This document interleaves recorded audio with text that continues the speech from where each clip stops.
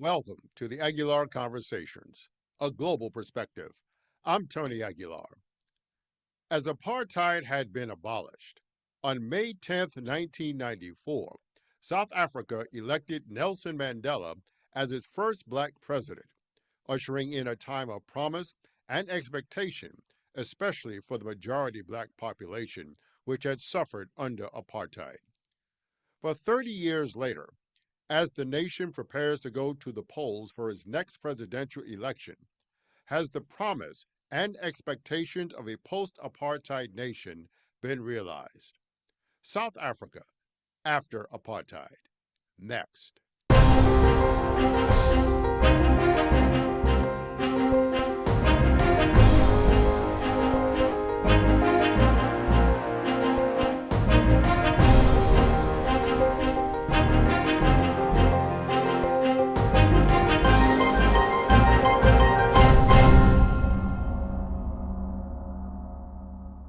Joining me from South Africa is John Eligon, the New York Times Johannesburg bureau chief. John, thanks for joining me today. Thanks for having me. Let me start off with this. Obviously, this year is the 30th anniversary, May 10th would have been, of the Mhm. election of Nelson Mandela. And the nation is about to go to the polls again to elect a new president. What's the predominant issue that's driving the electorate in South Africa now? Well, I think it's really bread and butter issues, right? So it's material issues. The economy is really struggling. I think for a lot of ordinary folks, it's a very difficult time. Basic services, electricity and water are not reliable. Unemployment is extremely high. It's especially among Black people. If you count, people who've given up looking for work, I think it's we're upwards of about 45% or so Black unemployment in South Africa. So people need jobs. People need food. They need basic services. And when I think about it, sort of in comparison to like the U.S. election, the national election in the U.S., it's based on really broad ideals, right? People vote about things about freedom, about choice, about these very broad kind of ideological things. In South Africa, on the national level, it looks more like a municipal election in the U.S. where you're voting on like, can the government fill my potholes? Can they turn the lights on? Can they give me water? So it's really the bread and butter, material issues that people are really concerned about here. Mandela administration, when he was elected, obviously it brought a lot of hope and expectation to the population. Now, to be fair, 30 years is not a long time in the history of a nation. But what has been the main issue or the main obstacle towards getting to where people want to be? The black middle class has grown, but still there's a great discrepancy of wealth in terms of who owns, whites still own the majority of land there. What's Mhm. been the biggest obstacle from getting South Africa to where it really wants to be? Well, I think there's several of them, but first, as you say, Tony, like you do have to highlight that 30 years is not a long time, right? And I don't think people here are asking, oh, has there been any progress? Of course, there's been progress. The question is whether the progress is as much as it should be 30 years into this democratic project, right? And I think, so one thing you do have to identify is that, hey, you had hundreds of years of racial inequalities that were by design, that were made by design. So obviously undoing that over is going to take more than 30 years. And I think that's been one of the big obstacles, is like America, like many other countries, like other countries in Africa, no one has really figured out that formula. How do you undo these entrenched inequalities? And I think that's what South Africa, again, like America and like other countries, is trying to figure out. So that's been one of the obstacles, is that you basically have had racism baked into the system. I think another thing that people here talk a lot about is corruption, right? So you had Mandela's party, the ANC, coming into power, the African National Congress. They came into power in '94 when Mandela became president. And for a lot of these people who were, who had nothing for all these years, they put themselves through great personal sacrifice to gain freedom. They'd been tortured, right? They'd been exiled. They'd been imprisoned. So there was sort of this attitude, as I've been told by other ANC veterans, like the attitude of some people was like, hey, it's my time to eat, right? And so that corruption has slowly creeped through the organization. and it's really become endemic. And another issue is like you have access to state resources suddenly. You come from a background of nothing, and you suddenly have all these access to state resources. And a lot of the people have not been able to resist that temptation. A lot of people within government, whether that be national level all the way down to the local level, there's been a lot of corruption that I think has really hurt the system. And the other thing I think is like the country's never been able to really create the economic growth that had been envisioned or that they had wanted to, right? In the early days, they were looking at doing something like 5% a year of economic growth. They never got to that point. And without that growth, basically you've had a tailing off of the industrial sector of the manufacturing sector of the country. And with that, you've seen a lot of jobs get lost. So you've seen an economy that is still very heavily reliant on minerals, so that be mining for diamonds, for gold, and for other minerals, and then though and that being a big part of the economy. And the problem with minerals is that they're mined here and they're exported, so it's not a very it's not an industry that creates a lot of jobs, right? If you're just mining and exporting, so they haven't been able to figure out that jobs issue, and unemployment has actually increased since the end of apartheid, right?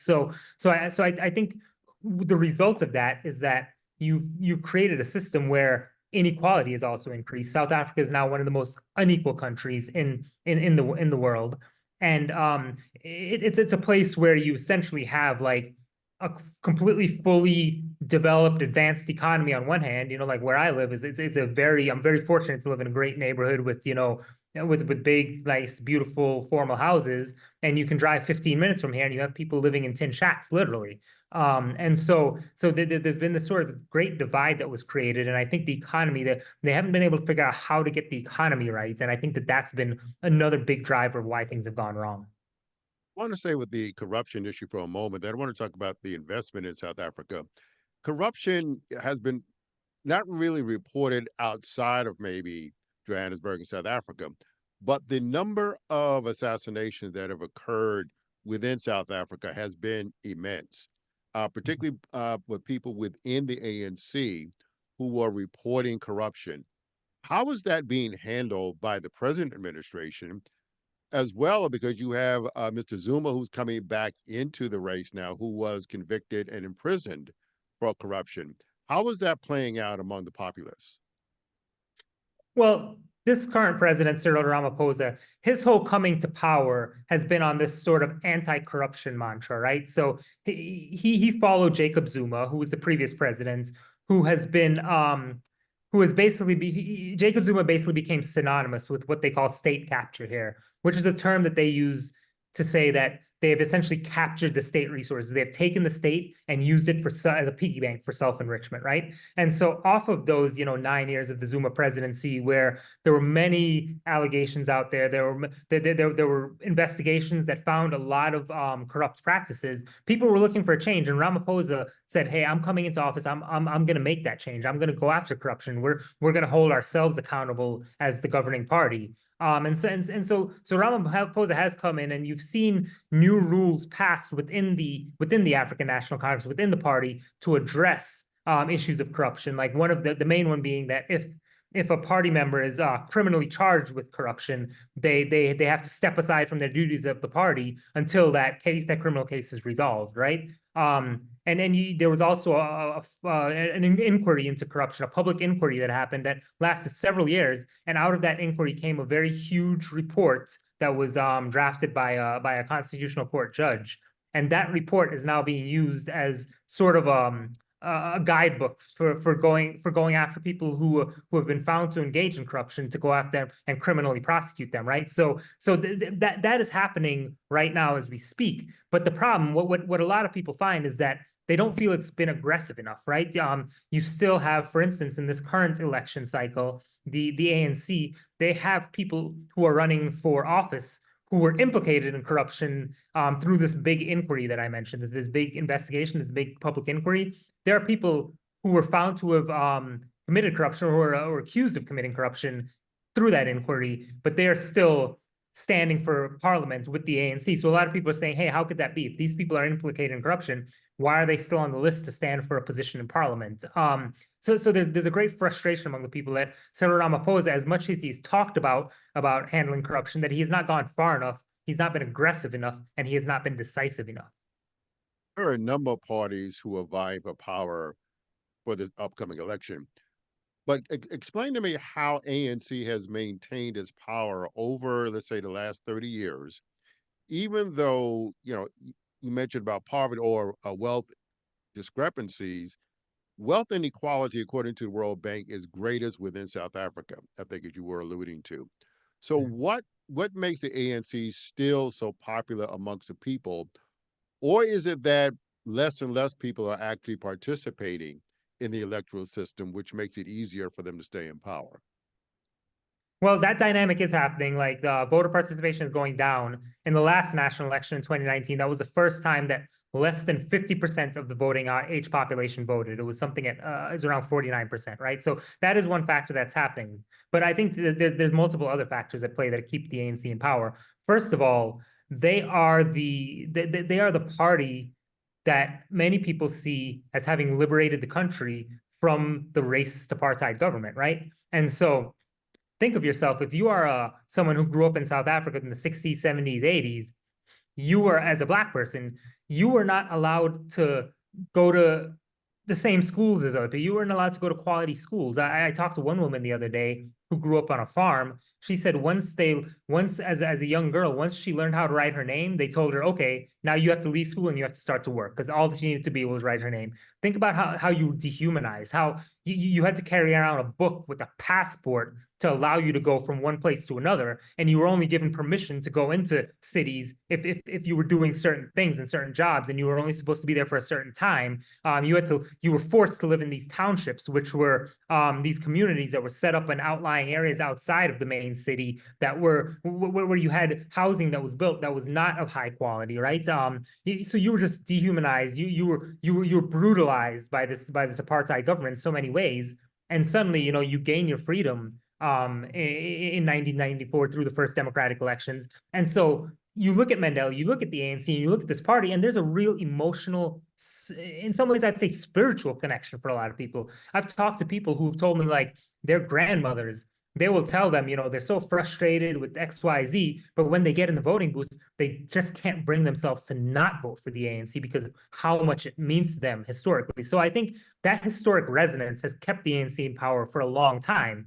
But now we're seeing cracks in that, right? Because now, a lot of those older folks who came up, who really experienced the atrocity of apartheid, they're getting older now. Some of them are dying, and you have a younger generation that's coming up that was either super young during apartheid or never even experienced apartheid at all. Were born into freedom, and for them, this historical connection of the ANC, it's not something that they're looking at.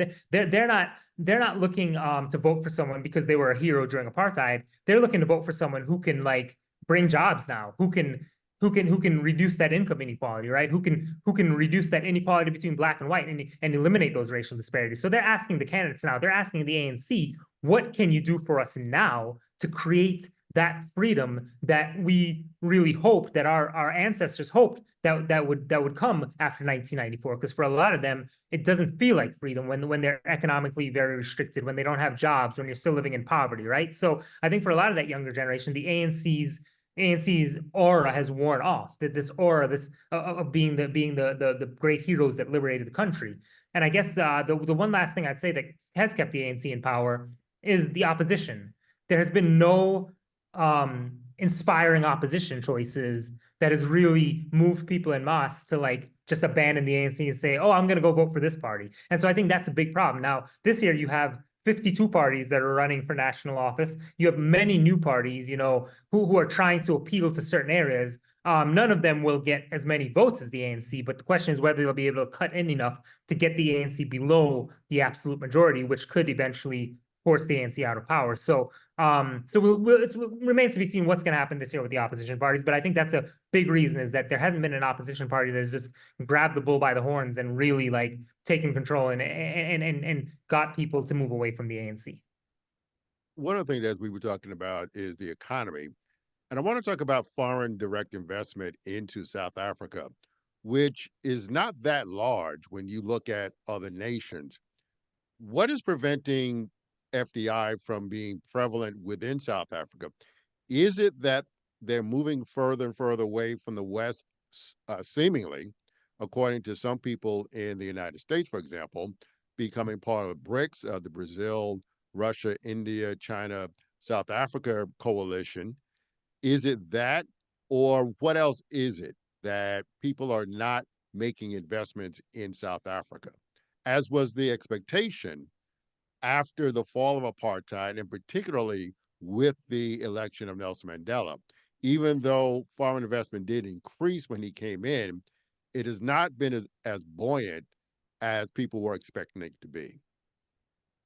Yeah, I think it's less to do with South Africa's positioning away from maybe pulling away from the West, as some might see it. Because South Africa, if you look at the administration, they're actually still very much in with the West, right? As a middle power, what they say is that we have to be friends with everyone. Like we can't choose Russia, we can't choose the USA, we can't choose China, we can't choose Germany. We have to be friends with everyone because we have to look out for interests all around, right? So I think politically that can be a talking point in the US that hey, South Africa's pulling away, they're taking a dangerous turn. And that is something US politicians are looking at. But I don't think that's what's stopping the investment. I think the main thing is the challenges that we've spoken about that are in the country. So, first of all, you had the corruption challenge, right? So, coming into the country, working in an environment that where a lot of the leadership, a lot of people in power who hold the keys to a lot of projects and things that you'd want to invest in, that there's a fear of corruption and what that could do. So I think that's one thing. I think the biggest thing probably are the internal economic and logistical challenges. So, as I said, power is a big issue here. There's a frequent planned power cuts. It's here they call it load shedding. It's become like a bad word here, right? That means that the state power utility is their coal-fired power stations are overwhelmed. They can't keep up with the grid, and so they've instituted this thing that's been going on for I think since 2007, where there are planned power cuts where they say, if you're living in this area, your power is going to be out from, 9 p.m. till 1 a.m. or, whatever the hours are. It's kind of, there's a schedule. There's a little app that everyone has on their phone now that it pops up. You have load shedding starting in 10 minutes in your neighborhood. So you got to make sure everything's charged because your power is going to go out. So just think about what that does for a business. If you're running a factory and then the power is out for 4 hours, you have to get a generator and to power your plants. And generators run on gas or diesel, and those aren't cheap. So like so just think how much that increases your cost. So it's the cost of doing business. The also because of corruption and other things, you have the rail network in the country is basically not working anymore. It's totally broken down. And so if you're coming here and you're investing in a factory or something like that, or some sort of manufacturing, how are you going to get your things to the ports? Because the rails aren't working, right? The roads are crumbling. At the ports themselves, there's like these huge backups and delays because the port infrastructure is not well. So you have trucks lining up for days just to get into port to drop things off, right? So there's so many internal challenges that I think with the economy that makes it very difficult for investors to want to go in there. One of the things you had said that South Africa does have a policy where they try to be friends with anyone, but they have broken that a little bit because they're taking Israel to the International Criminal Court. Mhm. So how do they reconcile that with the position of political neutrality, for example? How do they reconcile that? I think what they would say is their position is that yes, we will talk to anyone, we will be friends with anyone, but they always say they say, hey, we promote peace around the world, right? They say we're non-aligned, we're about peaceful resolutions because of what we went through. And with when it comes to Palestinians and the Israel conflict, for instance, South Africa has always seen itself as having a special bond with the Palestinian people because they see what's happening in Gaza as akin to apartheid. Nelson Mandela, in one of his speeches that he gave, back in I think it was in the late 90s, he talked about that we're not free until the Palestinian people are free. So there's always been a special connection there between South Africa and Palestinians. And so I think that accounts for the very aggressive stance against Israel. And so I think what they would say is that, hey, we have this bond with Palestinians, but they also see what Israel is doing as not promoting peace, right? They see it as violence, as genocide, actually, is what they've called it. So I think that has been the big driver there. And the other part of that is South Africa. They've been very aggressive in recent years, of calling out what they believe is a double standard by the West. They say, hey, the West wants to pay attention to certain conflicts, but not other ones. The West wants to determine that, like, certain countries can invade and bomb and things like that, but others can't, So basically, they've taken a very aggressive stance to say, hey, we're going to stand up and be a voice for the global South. We're going to stand up as a middle power and stand up to the bigger powers and say, hey, we're not going to be bullied, and we're going to stand on principle, and we're going to do what we think is right.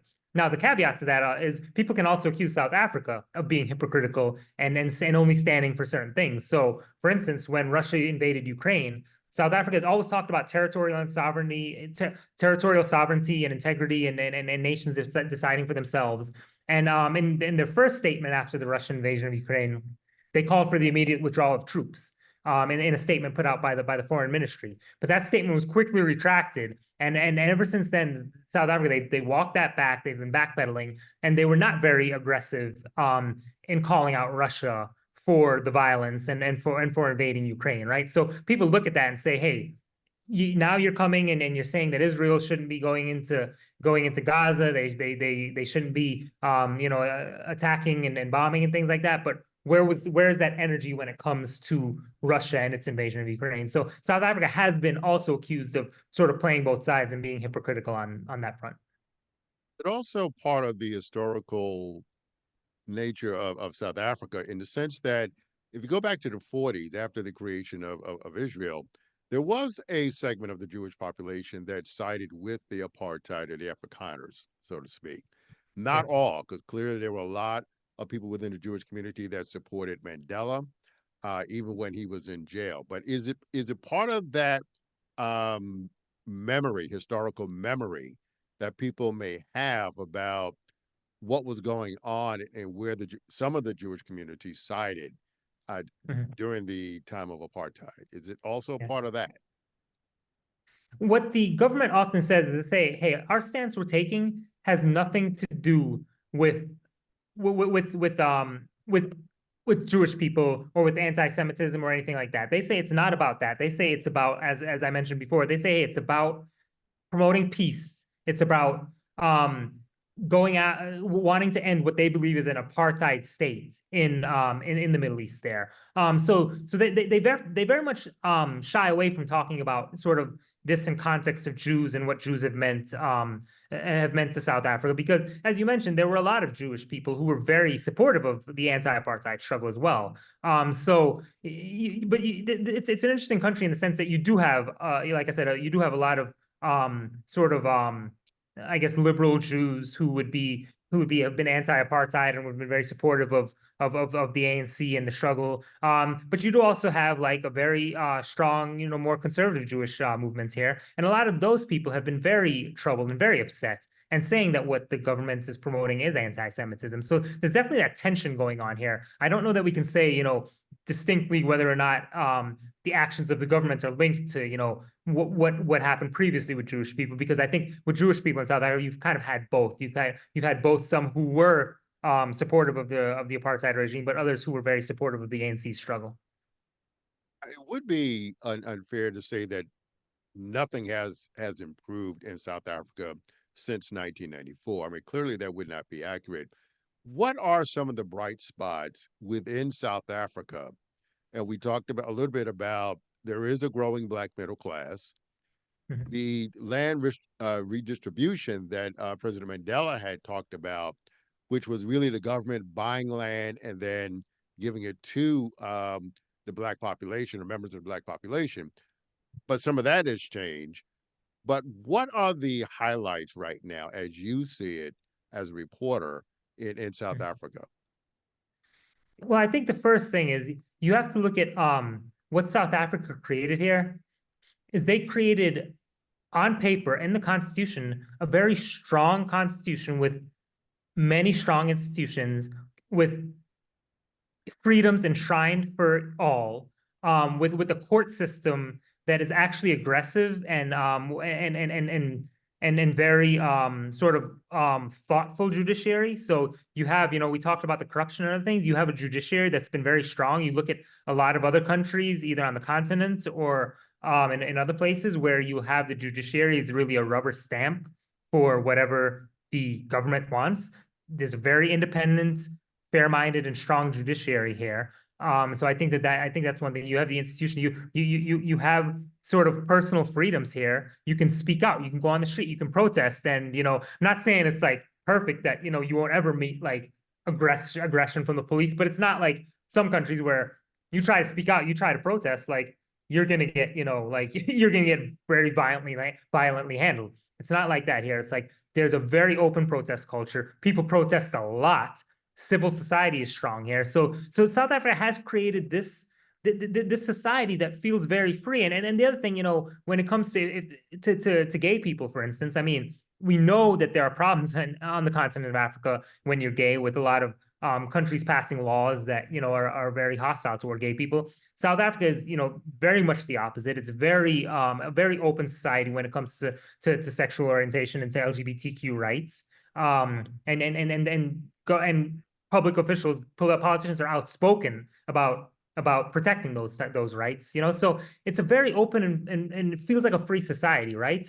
And I would say, like like I said, it's two worlds. So I can go, I can leave my house and I can be at at a beautiful mall or something like that. I can be at any number of places that like are wonderful restaurants. Like the culture here is amazing. I mean, there's amazing music. There's amazing festival scene, right? There's music festivals all the time, and so they've created a very open society, a very vibrant society here that you see, and anyone who visits, who has any sort of means will get to experience that, right? The trouble comes when a lot of these things are not experienced equally, and there are many people there are too many people who aren't able to access these luxuries that you have in the country, this very developed and comfortable society, right? There's too many South Africans who cannot access that, and that's the problem. But I think if you look at the country as a whole, I mean,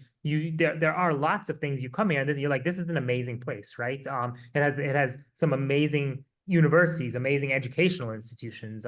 So there's a lot in South Africa that has, that does speak of this freedom that South Africans wanted. And I think anyone who comes here you can really see and feel that this is a country that, like, at least part of it gets it right. I want to go back for a moment to the investment from other nations. You would think that maybe President Ramaphosa will be going to court, particularly the West, because that is where the money is. Mhm. And we don't see a lot of that in terms of courting the West in terms of foreign investment. Now, on the other side of that, we also don't see the West really looking towards South Africa as an integral partner Mhm. in terms of geopolitics. So the question is, what would turn that around? I know corruption is steep there, but corruption Mhm. is steep in a lot of countries that the West deals with, and they tend to overlook it. So what would tend to reverse that and to say to the United States or the EU and other nations that this is a place for you to invest, particularly as you look at other parts of Africa, like the Mhm. Sahel region, for example, which is very unstable right now. South Africa is stable and Mhm. is one of the most stable nations in on the continent of Africa. So, what would get President Ramaphosa to go do a tour, for example, and meet with Western leaders to say, we need to make South Africa a destination for foreign investment? Well, Tony, that actually is happening, and for all we talk about, the political and outward hostilities between maybe some politicians and South Africa, the EU is South Africa's largest trading partner. If you just go in terms of just countries alone, America is the number two trading partner behind China for South Africa. So investment is happening. Like these are countries that are very linked economically, right? So it is happening. Yeah, South Africa is part of the G20. It's actually hosting the G20, I think, in 2025 and next year. So Ramaphosa has met several times with President Biden in the U.S. They are known to have, like, him and Biden are known to have a very good personal relationship with each other. So I think it is happening, right? I think oftentimes it can be overshadowed by when you see some of the conflicts, that have happened, and some of the difficulties. I think that can overshadow it sometimes, and in some cases, it's like, I think sometimes it feels like the U.S. expresses a tough love relationship. But then again, that's when South Africa pushes back and say, "Hey, we want to we're an equal partner, right? We're not just like the little brother. We're an equal partner with you, and that's what we want with the U.S." And I think, as you may know, like, there was recently the standoff over this thing called AGOA, which is a preferential trade, that the U.S. gives to many African countries. South Africa being the largest country that benefits from that. There was this thing because of questions over how South Africa was reacting to Russia and the invasion in Ukraine, as to whether South Africa would be taken out of AGOA. Ultimately, South Africa was kept in the program because South Africa, they sent delegations to the U.S. to address the concerns the U.S. had with South Africa's response to Russia, and Russia's war in Ukraine. And so there was there were several delegations that went over there, and ultimately South Africa has stayed in the program. I mean, the renewal is still coming up, so they could theoretically still get kicked out. But right now, all the talk in Washington is that South Africa will be renewed. But the reason they got to that point is because South Africa was able to make an argument that, hey, this is a mutually beneficial relationship. There are something like, I think 400 companies. Don't quote me on the exact number, but around 400 companies, American companies, that are in South Africa. So that relationship is there. I think sometimes the larger geopolitical questions about, why are you so cozy with Iran? Why are you so cozy with Russia? What's the deal with China? I think those things can sometimes get in the way, politically, but economically, the relationship is actually pretty strong and important. And that's really what keeps the relationship driving, to me, is that economic relationship. And I ask a lot of people this question. As you know, the United States will be also going it under its next election for president. How is South Africa viewing the election in the United States? Yeah, I think, like like many people around the world, like, South Africans are curious with the dynamic. A lot of them are asking the questions like, these two very old candidates who are running in a rematch. Like, why is that happening? People are asking those sorts of questions. People are all curious about Trump and what he exactly stands for, what he means, whether he'll actually be going to office. And so I think there's a lot of curiosity, among South Africans, because I mean, let's be real, like, this American election this year it's something unprecedented, right? I mean, to see what's going on, to see the former president who has been, who is currently facing criminal trial and under other indictments, like, this is it's like a real soap opera going on in America. So I think South Africans are watching, with very much curiosity about what's going to happen. Given everything that we've spoken about, whether it's foreign investment, the geopolitical aspect of it, what's going on internally, how do you see South Africa positioning itself, as many nations are looking to do? And I think you're absolutely right in terms of, even nations such as Brazil don't simply want to be junior partners, they want to be equal partners.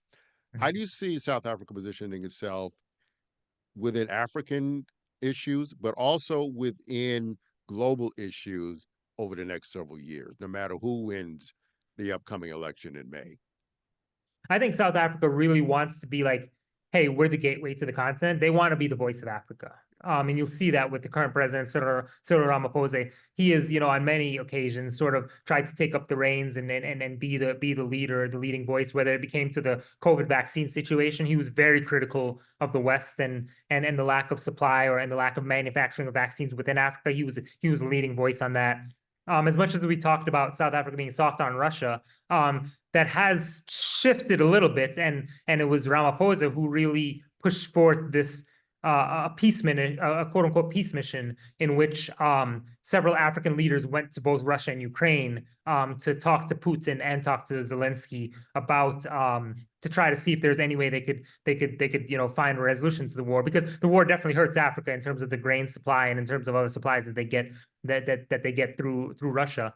And so yeah, I think South Africa really wants to be the voice of Africa. That's something that's very clear. And I think, as I mentioned before, on the global stage, they want to say, hey, we can be equal partners with multiple superpowers. We don't have to choose. We can be friends with both China and the US and Russia and the EU. Like we don't have to be one or the other, right? And I think they're really trying to position themselves as saying, hey, we're equal partners. We have something to offer, and then we're going to sit down and talk with anyone on the table who's willing to listen to us, willing to work with us, willing to partner with us. In the last minute we have left, I, just to follow up on that in terms of their global position in the United States right now, there is a push to make the competition with China less of competition and more of another Cold War. And as a result of that, as you remember, many nations had to make a choice between where they were either with Russia or United States during the last Cold War. Where do you think a nation like South Africa would wind up at, even with the Belt and Road Initiative? And we all understand that. But push come to shove, if that became the policy of the United States because of a change in administrations, where would South Africa fall at? That's a very, very difficult question to answer, right? I think South Africa, from what I've seen and heard from South African officials, is that they will make every effort they can to get on board and get in line with in partnership with nations all across the globe, bigger than them, smaller than them. So I think if it really comes to that, I think it's about what's the other nations, whether the U.S., what engagement the U.S. is willing to have. If it does come down to, you have to choose, it's either us or them mentality. I think you're gonna see a lot of diplomacy going on where South Africa's trying to say, hey, like, what do we need to do to stay at the table? Because it's in all of our interests. And I do wonder, obviously we don't know, what the next administration, whether it be Biden or Trump, will bring to the US. But I think South Africa has, to this point, successfully argued that there is a benefit to the US having a strong relationship with South Africa. Um, and so I think even if the administration does change, it will be hard to completely roll that back, because there are embedded, entrenched interests for the US in South Africa on safety, on the economy, and on several other fronts. So I think that that's going to be sort of a very difficult thing to untangle. Last question to you is this. We did not really talk about what the reaction is of the 7% of the population, which is the white population, and what has been their reaction to Ramaphosa or governance in general. And second, at the end of the day, are you hopeful for the future of South Africa? Well, I think white South Africans, they run the gamut. But I think, in some ways, like Black South Africans, there's a large dissatisfaction with the direction of the country among white South Africans. So I don't think that's unique to them, because I think South Africans of other racial and ethnic groups are feeling the same way. So I do think that is there, and there's, I mean, I think the difference is, with some white South Africans, you do get they get the feeling that, like, this is a country that is now stacked against them, that that the government is no longer interested in their interests, that they only want to help Black people. So you do get that sentiment. It's and again, it varies, from person to person, from what region, like, if you're in a deeply rural region, and if you're an Afrikaner and you're white, you might have a different perspective than if you're an English person and you're white. So it really does run the gamut. But like many others in the country, like, white people have shown to have a pretty dim view of where the country's headed. Even though I must say Ramaphosa does engender a lot of respect all around from all corners, because they do see him as, like, a credible statesman, even if they don't think that he's done a great job, like, in terms of the process of governing. Right? People do still see him as someone who's generally believed to not be corrupt, and generally believed to be a credible voice, right? Who's trying to do the right thing, even if they don't think he is actually doing the right thing. So I think that's the difference. And for South Africa going forward, I mean, me personally, I mean, I try to, be that journalist who just, who just kind of observes it, and I try not to like, say, hey, whether South Africa's gonna head in the right direction or whatnot. But what I can say, from the people I talk to here, I do think that, as much as South Africans will complain, as much as they'll be upset about things, there's always an underlying sort of we can do it attitude. Like South Africans are there's a great ingenuity here. People will figure out things, how to get things done. Here they say, let's make a plan. Whenever you need to do something here, people say, we'll make a plan. Whenever something, we'll figure it out. That's how they say it. So I do think that if that ethos continues to hold, I can't see how South Africa does not eventually, like, sort of get to the point where it's a country that really is fulfilling that promise that it has. If the attitude that I see of South Africans here are telling, and that holds, I do see this country fulfilling, at least coming close to fulfilling the promise and the potential that it has. Guest today has been John Eligon, the New York Times Johannesburg bureau chief. John, thanks for joining me today. Thank you for having me. Join us again next week as we discuss another issue of international importance here on the Aguilar Conversations, a global perspective.